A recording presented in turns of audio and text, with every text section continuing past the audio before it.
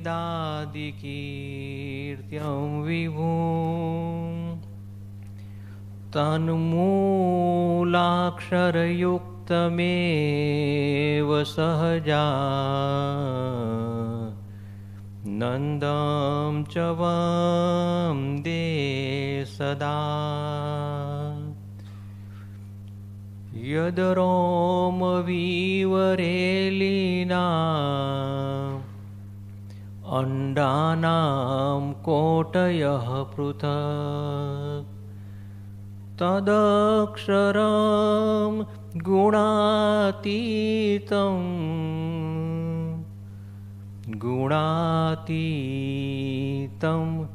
नमाम्यहम्।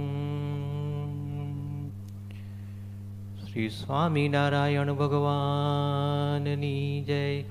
अक्षर पुरुषोत्तम महाराजनी जय। गुणातीतानंद स्वामी महाराजनी जय। भगत जी महाराजनी जय। शास्त्री जी महाराजनी जय। योगी जी महाराजनी जय। प्रमुख स्वामी महाराजनी जय। मुंबई मंदिर त्रिदशाब्दी महोत्सवनी जय।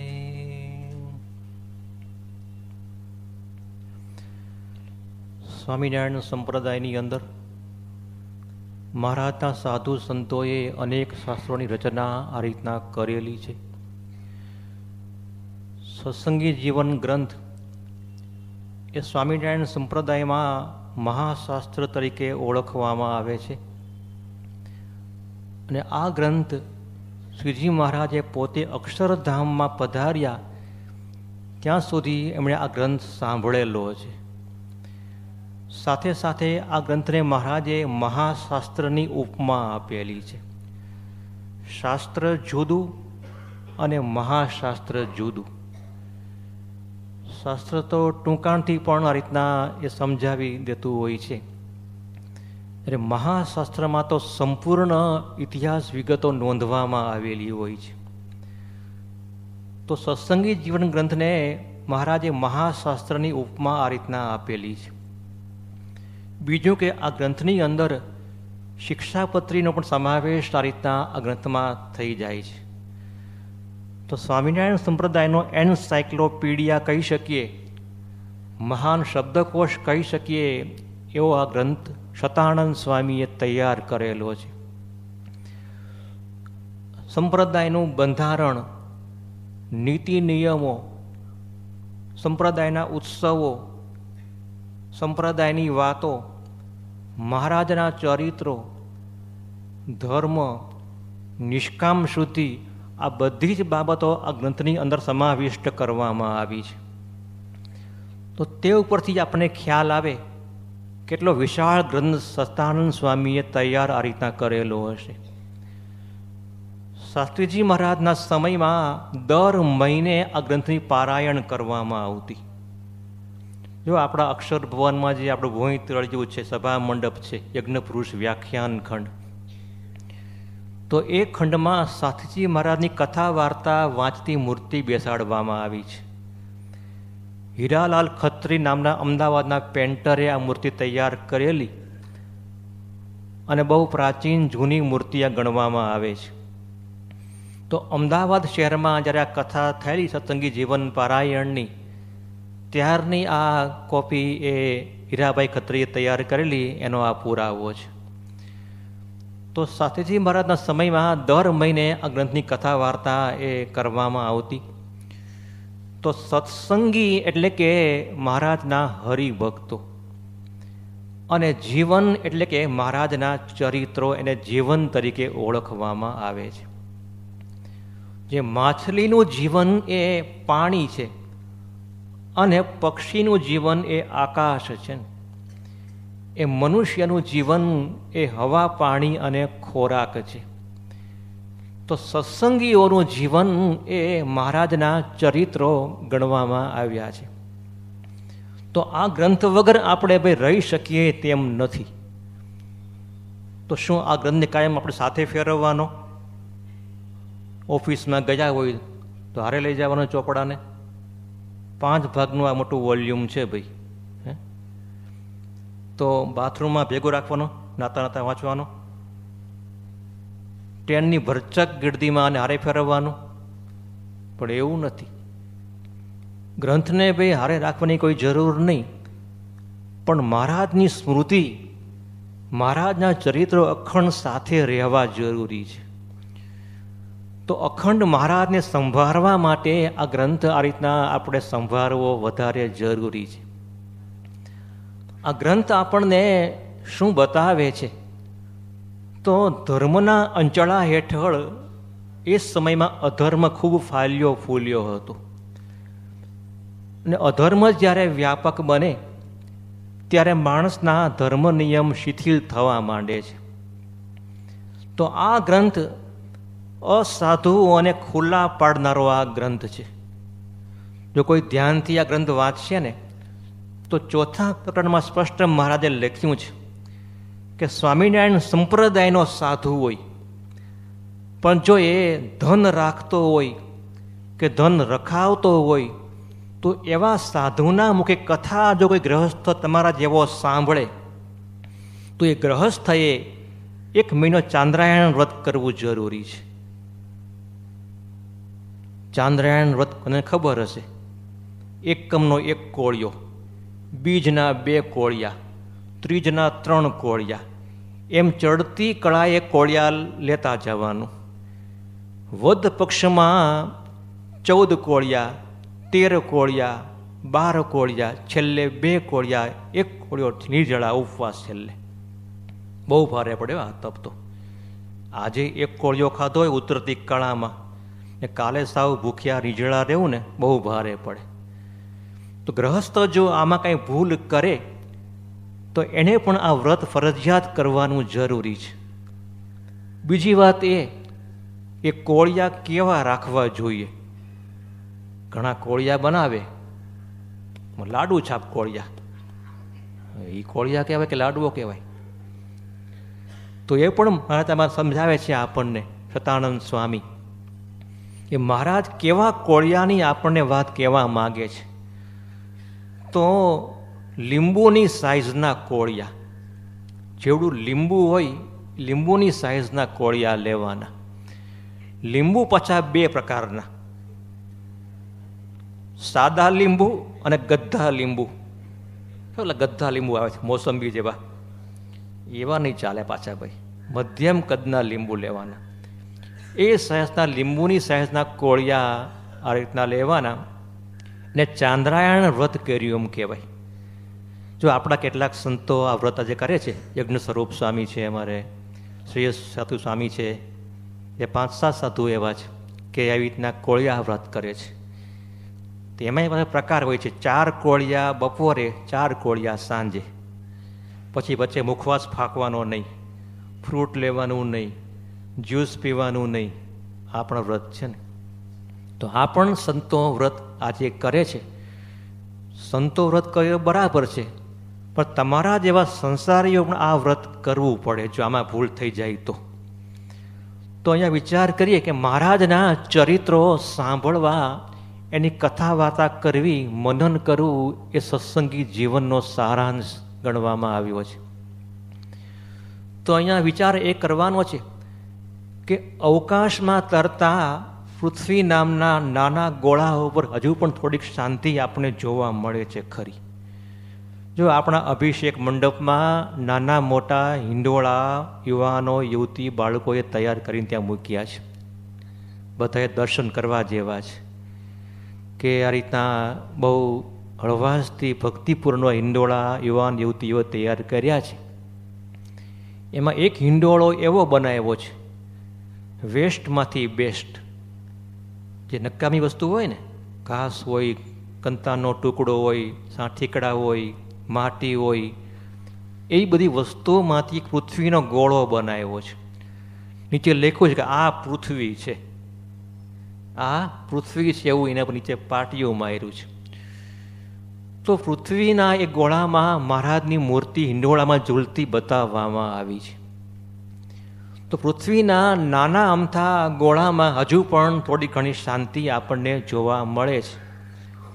એનું કારણ એ છે કે પ્રાણીઓ અને પક્ષીઓ એ ઝાઝુ બોલતા નથી, અને ઝાડવા તો બિલકુલ બોલતા નથી. જો બોલ કરવા માંડે જ ને તો આટલી પણ ઠંડક આપણને ન મળત. તો જો બોલવા જેવું કાંઈ હોય ને તો ભગવાનનું નામ અને ભગવાનના ચરિત્રો એ જ છે. તો આ રીતના શાંતિનો ઉપાય એ ભગવાનના ચરિત્રો છે.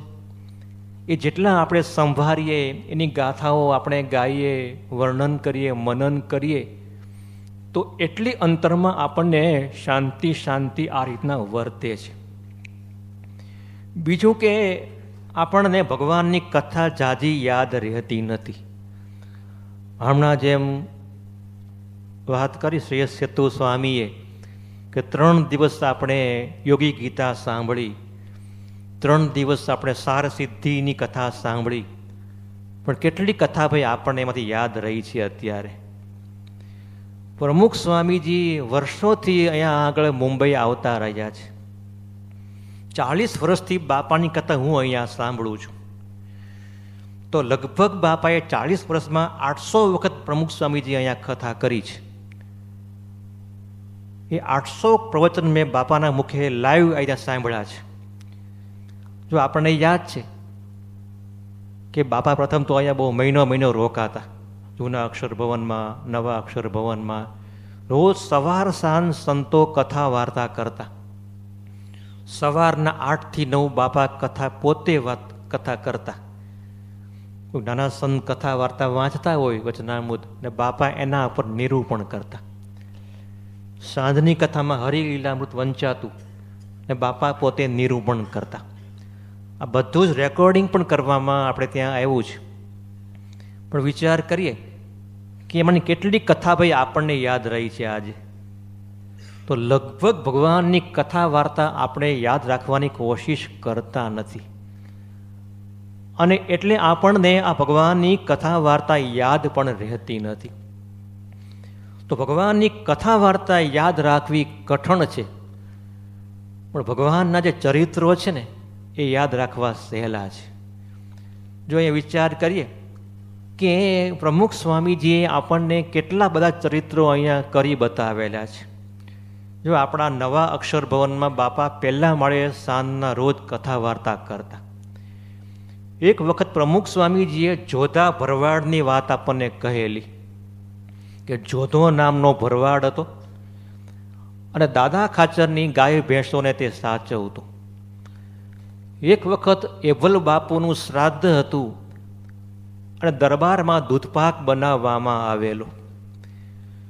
જોધાને મંદિરમાં જમવાનું આમંત્રણ મળ્યું. જોધો સમયસર ત્યાં જમવા માટે મંદિરમાં આવી ગયો. એ જોધો મંદિરે જમવા માટે આવ્યો તો ત્યાં આગળ મહારાજના સાધુઓ મહારાજની માનસી પૂજા કરતા હતા. પ્રમુખ સ્વામીજીએ આટલી ત્યારે વાત કરી. પછી પ્રમુખ સ્વામીજીએ માનસી પૂજા કેમ કરાય એ પણ સ્વામીએ ત્યાં એક્શનથી બતાવેલું કે સંતો માથે ઓઢીને માનસી પૂજા કરતા હોય. બાપા આખું ગાતડિયું આમથી આમ ઓઢી ગયેલા, આખું માગ ઢંકાઈ જાય આ રીતના, એટલું બાપા ઓઢી ગયેલા. ને લોકોએ ત્યાં તાળીઓના ગડગડાટ કરી મૂકેલા કે હો અદ્ભુત દર્શન થયા બાપાને આજે આપણને. કે જાહેરમાં બાપા આવું એક્શન બતાવે ઓઢીને આમ, એ અદ્ભુત વર્ણન હતું. તો સહેજે આપણને બાપાની આવી સ્મૃતિ આજે સાંભળી આવે છે. પછી શિકાગો મંદિરમાં બાપા ગયેલા 2004ના વર્ષમાં. આપણે બધા ત્યારે ઇન્ડિયામાં હતા, હું પણ અહીંયા જ હતો. પણ આપણને આસ્થા ટીવી દ્વારા આ પ્રોગ્રામ માણવાનો અવસર પ્રાપ્ત થયેલો. એ ટીવીમાં આપણે જોયું હશે કે મંદિરના ઓપનિંગ સમયે, પ્રતિષ્ઠા સમયે બાપાએ ફુગ્ગાઓ હવામાં છોડેલા અને ફુગ્ગાઓ આકાશમાં લહેરાવા માંડ્યા હતા. તો આજે પણ આ દ્રશ્ય આપણે ભૂલી શકતા નથી. અમારા એક સંત પૂજ્ય અક્ષર વલ્લભ સ્વામી, પૂજ્ય બાપાને કચ્છી કહીને સંબોધે છે. તો અહીંયા ઘણી વાર પહેલે મળે બાપાએ એની હાજરીમાં ઘણી વાર એક્શન કરેલી. બાપાએ કચ્છ છી. તો સેજે બાપાની સ્મૃતિ આપણે એવી થઈ આવે. બાપા આવું બોલ્યા હતા જાહેરમાં માઇક ઉપર. એક વખત સર્વેશ્વર સ્વામીએ આપણા અક્ષર ભવનમાં પહેલા માળી સભા કરતા આપણે, તો બાપાના માટે એક ગુફાનું આસન બનાવેલું. સ્ટેજ ને આપણું અત્યારે સ્ટેજ જ્યાં આપણે કોઠાર છે, અનાજ કોઠાર મૂક્યો છે, એ કોઠારની જગ્યાએ પહેલાં આપણું સ્ટેજ બહુ મોટું આપણે તૈયાર કરેલું. તો ત્યાં સ્ટેજના ઉપર આ રીતના ગુફાનું આસન બનાવેલું. એ કૃત્રિમ બરફ તૈયાર કરેલો, બધું આ રીતના દેખાવ થાય એવો, કંતન બંતન બાંધીને રંગના લપેડા કરેલા પીછા મારી મારીને, અને ગુફા જેવું બધું બનાવેલું. અને ગુફામાં બાપાને બેસાડેલા. ઉપર ત્યાં બરફ લબડતો હોય અને એવું આમ જંગલનું વાતાવરણ કર્યું હોય એવું દ્રશ્ય હતું. બાપાએ આવીને જોયું કે આ રીતે તમારે ગુફામાં આજે બેસવાનું છે. તો બાપા ગુફામાં બેઠા. બાપા બોલતા બોલતા એમ બોલ્યા કે ઓહો હો હો, આ મુંબઈવાળા તો ગુફામાં આપણને નાખી દીધા, હવે ક્યારે બહાર કાઢશે એમાંથી એમ થાય. તો આજે પણ આ બાપાનું વાક્ય ભૂલી શકાતું નથી. તો આવી અનેક લીલાઓ આપણે યાદ રાખી શકીએ છીએ. જો આપણા યોગી હોલમાં પૂજ્ય બાપાએ તલવાર સબળવાની એક બાપાએ બતાવી હતી આપણને, આમ તલવાર ઝપટતા દરબાર લોકો પાટા ખેલતા હોય, તો એ તલવાર બાપાએ સાંભળી હતી, એ પણ સ્ટેજે આપણને આજે યાદ આવી જાય છે. તો ભગવાનની કથા વાર્તા યાદ રાખવી અઘરી છે, પણ ભગવાનના ચરિત્રો સ્ટેજે આપણને યાદ રહી જાય છે. તો આવા અનેક ચરિત્રો શતાનંદ સ્વામીએ અને બીજા સંતોએ પોતાના ગ્રંથમાં વર્ણવેલા છે. પણ જો આપણે યાદ રાખવાનો પ્રયાસ કરીએ ને તો એનો પાર આવે એમ નથી. વિહરીલાલજી આચાર્ય બાદ લખે છે કે નિત્ય એક અધ્યાય વંચાવે, શત વર્ષે પણ પાર ન આવે. નિત્ય એક અધ્યાય વંચાવે, શત વર્ષે પણ પાર ન આવે. એક જ તમે લીલા કાયમ સંભાળો ને નવી નવી, તો 100 વર્ષ સુધી એનો પાર આવે એમ નથી. એટલી લીલાઓ મહારાજે આ લોકમાં આવીને કરી છે. અહીંયા વિચાર કરીએ કે સત્સંગી જીવન ગ્રંથની અંદર 17,627 શ્લોકો શતાનંદ સ્વામીએ નોંધ્યા છે. હરિલીલા કલ્પતરુ પુસ્તકની અંદર અચિંત્યાનંદ બ્રહ્મચારીએ 33,000 શ્લોકો લખ્યા છે. પછી હરિવાક્ય શોધાસિંધુ પુસ્તકની અંદર 8,130 શ્લોકો નોંધવામાં આવ્યા છે.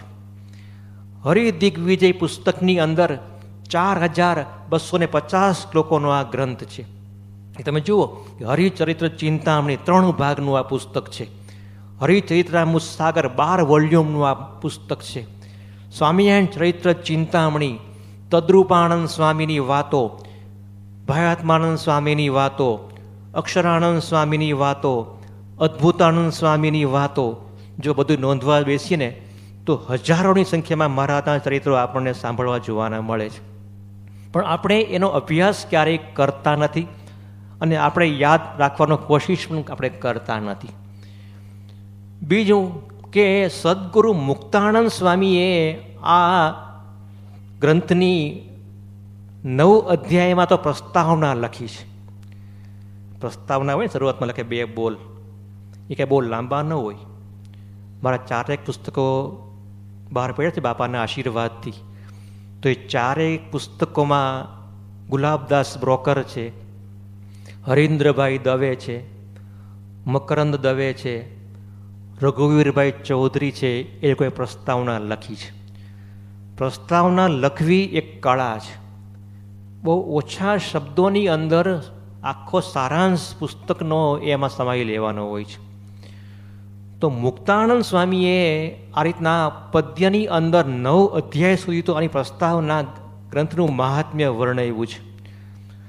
મુક્તાનંદ સ્વામી જેવા સંત આટલું વર્ણન કરે તો ચોક્કસ ભાઈ વિચાર કરવા જેવી બાબત છે ને. કેટલો આ મહિમા સભર ગ્રંથ તેઓ પોતે સમજ્યા હશે. તો પદ્યમાં મુક્તાનંદ સ્વામીએ આની 9 અધ્યાય સુધી તો પ્રસ્તાવના ગ્રંથનું મહાત્મ્ય લખ્યું છે.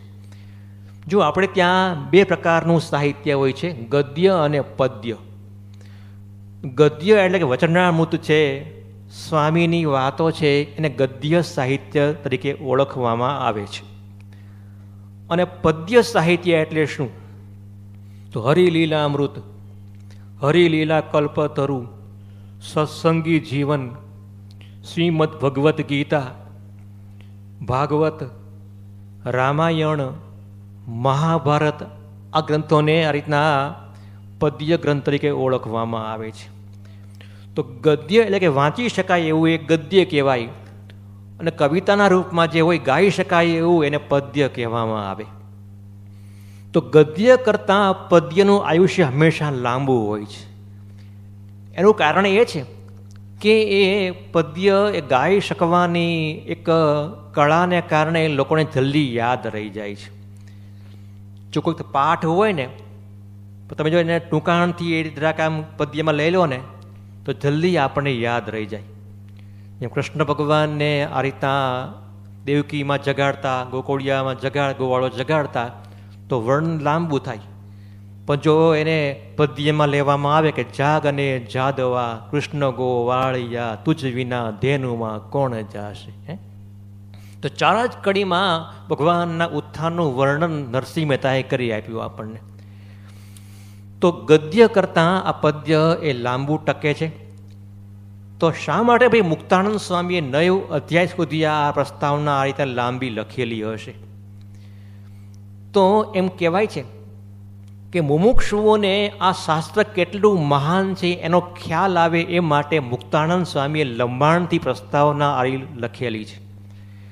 જેમ કોઈ ક્રિકેટર આપણી બાજુમાં બેઠો હોય, કોઈ મહાન સંગીતકાર બાજુમાં બેઠો હોય, આપણી સાથે બેસે ઉઠે જમે, પણ જો આપણને એની ઓળખાણ ન હોય ને તો આપણને એનો આનંદ નથી આવતો. પણ આપણને ખબર પડે કે મારી બાજુમાં જે વ્યક્તિ બેઠા છે એ મિસ્ટર રામાનંદ સાગર છે, અથવા તો કલ્યાણજી આનંદજી છે, અથવા તો નરેન્દ્ર મોદી છે, અથવા તો ઓબામા સાહેબ પોતે બેઠા છે. જો આપણને એ મહિમા ખબર પડે ને તો સહેજે આપણને એનો આનંદ ઓર વધી જાય છે.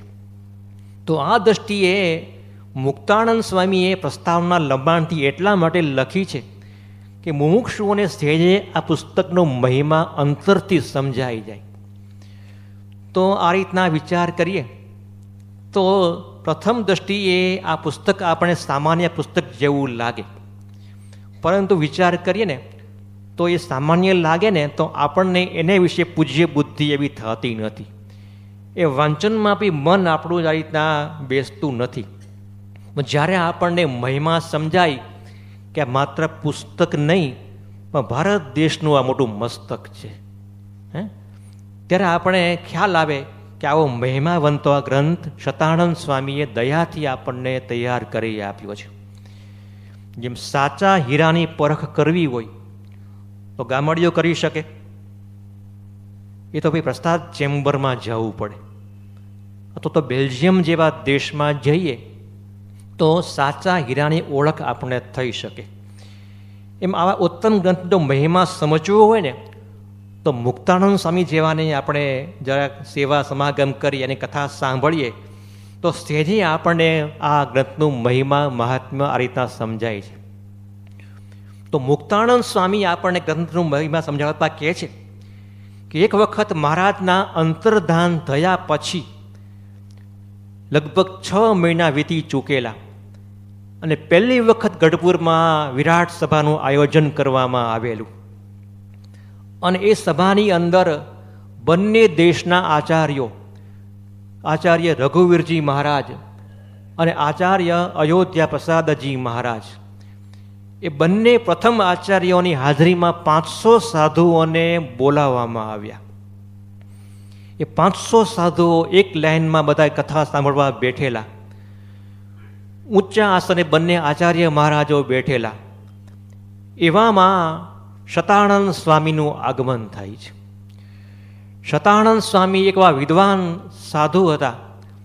સભામાં એને પગ મૂક્યો તો બંને દેશના આચાર્યોએ ઊભા થઈને એનું સન્માન કર્યું. 500 સાધુઓ ઊભા થઈ ગયા કે મહાન સંતનું આગમન થાય છે, આપણે બેસી ન રહેવાય. તો 500 સાધુ ઊભા થયા. બંને દેશના આચાર્ય ઊભા થયા અને એ આચાર્ય મહારાજે શતાનંદ સ્વામીને હાર પહેરાવ્યો અને કહ્યું કે તમ વયમ શ્રોતુમ ઈચ્છામહ ભવતઃ પુરુષ મેધસઃ, કે હે શતાનંદ સ્વામી, તમ વયમ શ્રોતુમ ઈચ્છામહ, કે અમે સૌ સંતો ભક્તો આપણને સાંભળવા ઈચ્છીએ છીએ. તો સાંભળવાની ઈચ્છા જાગવીને એ બહુ મોટી સિદ્ધિ છે. ઘણા તો એટલું બોલ કરતા હોય કે ક્યારે પતાવે એમ થાય આપણને. પણ જે ઓછું બોલે ને વધુ વિચારે એ મહાન છે. તો શતાનંદ સ્વામી એવા સાધુ હતા. તો બંને દેશના આચાર્યોએ કહ્યું કે તમ વયમ શ્રોતુમ ઈચ્છામહ ભવતઃ પુરુષ મેધસઃ, કે આપણા જેવા વિદ્વાન સંતના મુખેથી અમે ભગવાનની કથા વાર્તા સાંભળવાની ઈચ્છા રાખીએ છીએ, માટે આપ અમને કંઈક મહારાજના ચરિત્રો સંભળાવો એવી અમારી આપને પ્રાર્થના છે. તો આ રીતના રઘુવીરજી મહારાજે આ રીતના ત્યાં આગળ પ્રાર્થના કરી કે કહ્યું કે યદત્ર જન્મ સાફલ્યમ કથાનામ શ્રવણાત હરે, કે હે શતાનંદ સ્વામી, આ રીતના આપની કથા સાંભળીને અમે અમારો જન્મ સફળ થાય એવી અમે આકાંક્ષા રાખીએ છીએ. તો સહેજે આપની કથા અમને સંભળાવો, જેને કરીને મહારાજના ચરિત્રો અમારા અંતરમાં દ્રઢ થાય. તો આ રીતના શતાનંદ સ્વામીની કથા સાંભળવાની ઈચ્છા